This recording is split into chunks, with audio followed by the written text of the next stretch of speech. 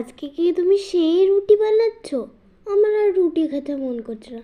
কিছু স্পেশাল বানাও না মা। ও তুই আজকে রুটি খাবি না? আর আমারও না আজকে রুটি খেতে একদম ভালো লাগছে না, তাই ভাবলাম একটু স্পেশাল কিছু বানানো যাক, তবে সেটা যেন একদম হেলদি অ্যান্ড টেস্টিও হয়। তো আজকে আমি কি মনে হচ্ছে রুটি বানাচ্ছি? না, একেবারেই রুটি বানাচ্ছি না। আজকে আমি বানাচ্ছি একটা দারুণ স্বাদের পরোটা। আর এই পরোটাটা এতটাই টেস্টি হয় যে এর সঙ্গে সাইডে কোনো তরকারির প্রয়োজন হয় না, একটু টমেটো কেচাপ বা একটু গ্রিন চাটনি হলেই দারুণ লাগবে। এর জন্য আমি এখানে 5টা মিডিয়াম সাইজের আলুকে সেদ্ধ করে নিয়েছি। আলুটাকে এখন এরকম একটা গ্রেটারের সাহায্যে গ্রেট করে নিতে হবে। এইভাবে সম্পূর্ণ আলুটাকে ভালো করে গ্রেট করে নেব। কি রে, তুই খাবি তো আজকে এই রান্নাটা? হ্যাঁ ভালো লাগবে তো তোর? হ্যাঁ মা। আর আমি এখানে সব আলুটাকে গ্রেট করে নিয়েছি। এবার এর মধ্যে আটা দিয়ে দিচ্ছি। এখানে আমি আন্দাজ মতো আটা দিচ্ছি, যেহেতু আলুর পরিমাণটা একটু বেশি, তার জন্য আটাটা কিন্তু আন্দাজ মতো দিতে হবে। এরপরে লবণ দিলে না? হ্যাঁ, লবণ দিলাম, গোটা জিরে দিলাম, একটু জোয়ান দিলাম। জোয়ান দিলে দেখবি কোনো রকম পেটের সমস্যা হবে না। বন্ধুরা, আপনাদের যাদের পেটের সমস্যা হয় পরোটা খেলে, তারা একটু জোয়ান দিয়ে পরোটা বানাতে পারেন। সেটা টেস্টও হয় দারুণ আর সহজে হজমও হয়ে যায়। মা, তুমি এর মধ্যে এবারে স্পেশাল ভাজা মশলাটা দিচ্ছ তো? এটা আমার বাড়িতে বানানো ভাজা মশলা। এর মধ্যে রয়েছে গোটা জিরে, ধনে আর শুকনো লঙ্কা, শুকনো কড়াইতে ভেজে তারপরে ঠান্ডা করে মিক্সিতে গুঁড়ো করা। এরপর এর মধ্যে দিয়ে দেব গরম মশলা। গরম মশলাটার পরিমাণটা একটু কম দিলাম, 1/2 টিস্পুন মতো দিলাম।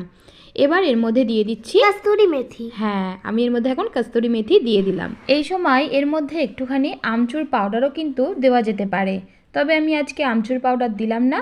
আর চাইলে আপনারা একটুখানি তেল এখানে দিতে পারেন, আমি এখানে তেলটাকেও এখন দিলাম না।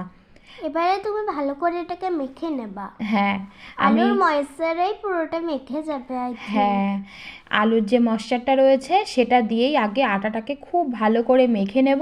তারপরে যদি মনে হয় জল দিতে হবে তাহলে জল দেব। বন্ধুরা দেখো, আমার মার কিন্তু আলুর ময়েশ্চারেই পুরোটা মেখে গেছে। তোমাদের যদি দরকার হয় জল দিতে, তাহলে তোমরা দিয়ে দিতে পারবে। তো আমি এখানে জল ছাড়াই সুন্দরভাবে আটাটাকে মেখে নিয়েছি। এবার অল্প একটুখানি তেল এর মধ্যে দিয়ে দিচ্ছি, একটু সাদা তেল দিয়ে এটাকে আরও একবার ভালো করে মেখে নেব। বেশ ভালো করে এটাকে ঠেসে ঠেসে মাখলে পরোটাগুলো কিন্তু ভীষণ টেস্টি, মানে নরম হবে, সফট হবে। তাই অবশ্যই বন্ধুরা চেষ্টা করবেন পরোটা যে আটাটা তৈরি করবেন সেটা খুব ভালো করে মাখার, একটু ঠেসে ঠেসে মাখার। বন্ধুরা, এটা দিয়ে লুচি পরোটা দুটোই বানানো যাবে। আজকে আমি এটা দিয়ে পরোটা বানাবো, তবে এটা দিয়ে কিন্তু পরোটা না বানিয়ে রুটিও বানানো যাবে। না প্লিজ, তুমি আজকে লুচিও বানিও না। লুচি খাবি? হ্যাঁ। আচ্ছা ঠিক আছে, তাহলে তোর জন্য আমি 2 পিস লুচিও বানাবো। তো আমি আগে পরোটাগুলো করে নিই। তো আমি এখানে 2টো পরোটা লেচি কেটে নিলাম, আর তারপরে অল্প গুঁড়ো আটা দিয়ে পরোটাগুলোকে বেলে নেব। আমি গোল গোল করেই পরোটা বানাবো, তবে বন্ধুরা আপনারা চাইলে চৌকো কিংবা ত্রিকোণ করেও পরোটা তৈরি করতে পারেন। পরোটাটা বেলার সময় পরোটার চারিদিকটা যাতে সমানভাবে বেলা হয়, তার জন্য চারিদিকটা সমানভাবে কিন্তু এইভাবে বেলতে হবে। আর দেখবেন বেলাটা যদি ঠিকঠাকভাবে হয় তাহলে এরকমভাবে ঘুরবে, পুরো রুটির মতো করে আমি তৈরি করে নিলাম। তবে একটু মোটা করে দেখুন তৈরি করেছি, একটু মোটা রাখতে হবে অবশ্যই, তাহলে পরোটাগুলো খেতে খুব সফট হবে। এবার যে এক্সট্রা আটাটা রয়েছে সেটাকে ঝেড়ে নিচ্ছি। বন্ধুরা, আমি এখানে আটা দিয়ে পরোটা বানিয়েছি, আপনারা চাইলে কিন্তু ময়দা দিয়েও পরোটা বানাতে পারেন। পরোটা ভাজার জন্য আমি এখানে তাওয়া গরম করে নিয়েছি, আর এখন এর মধ্যে একটা রুটি দিয়ে দিলাম, যেটা আমি বেললাম আর কি, সেটাকে দিয়ে দিলাম। এবারে একটা সাইড ভাজা হতে দেব, আর মাঝারি আছে এই রুটিটাকে সেঁকতে হবে। প্রথমে আগে আমি সেঁকে নিচ্ছি রুটিগুলোকে, তারপরে পরোটার মতো করে ভাজবো, মানে তেল দিয়ে ভাজবো। একটা সাইড সেঁকা হয়ে গেলে উল্টে দিয়ে অপর সাইডটাও কিন্তু সুন্দরভাবে সেঁকে নিতে হবে। আর এই সাইডটা যেহেতু আমাদের সেঁকা হয়ে গেছে, তার জন্য এখানে আমি অল্প পরিমাণ তেল দিয়ে দিচ্ছি। আমি 1 চামচ মতো তেল দিয়ে দিলাম। এবারে এইভাবে পুরো পরোটাটার গায়ে বা রুটিটার গায়ে তেলটা স্প্রেড করে দিলাম। এইভাবে পুরোটা স্প্রেড করে দেওয়ার পর এটাকে উল্টিয়ে দেব। আর এইভাবে যদি পরোটা ভাজা হয় তাহলে কিন্তু খুব অল্প তেলে খুব সুন্দরভাবে পরোটা আপনারা ভাজতে পারবেন। দেখুন আমি উল্টে দেওয়ার পর এই সাইডে কিন্তু কোনো রকম তেল দেব না।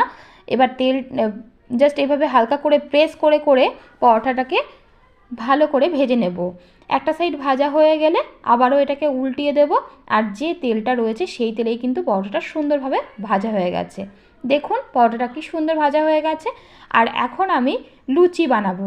লুচি বানানোর জন্য ছোট ছোট লুচির যেমন লেচি হয় সেরকম লেচি করে নিয়ে অল্প তেল দিয়ে আমি এটাকে বেলে নেব সমানভাবে। চারিদিকটা সমান করে লুচিটাকে এইভাবে টেনে টেনে বেলতে হবে।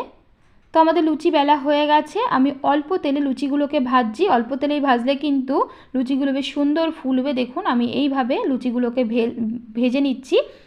তো এভাবে হালকা হালকা করে প্রেস করলেই দেখুন কি সুন্দরভাবে আমাদের লুচিটা ফুলে উঠেছে। ওয়াও, কি সুন্দর লুচিগুলো ফুলছে। হ্যাঁ, কিরে পছন্দ তো তোর লুচি? হ্যাঁ মা, আমাকে ফুলকোগুলো দেবা। সবগুলো লুচি ফুলেছে। আর বন্ধুরা, আমার মতো করে আপনারাও বাড়িতে এই লুচি পরোটা অবশ্যই একদিন ট্রাই করবেন। এবার আপনাদেরকে দেখিয়ে দিচ্ছি কতটা সফট হয়েছে আমাদের লুচি এবং পরোটা। দেখুন হাতের মুঠোর মধ্যে চলে আসছে একদম সফট পরোটা।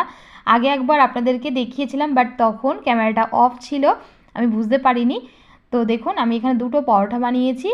তো একটা পরোটা আগেই দেখিয়েছিলাম, যেটা আপনাদেরকে ক্যামেরা অফ থাকার কারণে দেখাতে পারিনি। এখন আপনাদেরকে আবার ভালো করে দেখিয়ে দিচ্ছি। দেখুন কতটা সফট হয়েছে আমাদের পরোটা। আর এভাবে বন্ধুরা অবশ্যই একদিন আপনারা বানাবেন। একঘেয়েমি রুটি পরোটা খেতে কারোরই ভালো লাগে না, বাচ্চা হোক আর বড়। তো আপনারা অবশ্যই একদিন এরকমভাবে ঘরে থাকা যা মশলা আছে তাই দিয়েই রুটি পরোটা বা লুচি বানাতে পারেন। ভীষণ টেস্টি হয়। রেসিপিটা ভালো লাগলে প্লিজ লাইক, শেয়ার এবং সাবস্ক্রাইব করতে ভুলবেন না। ধন্যবাদ।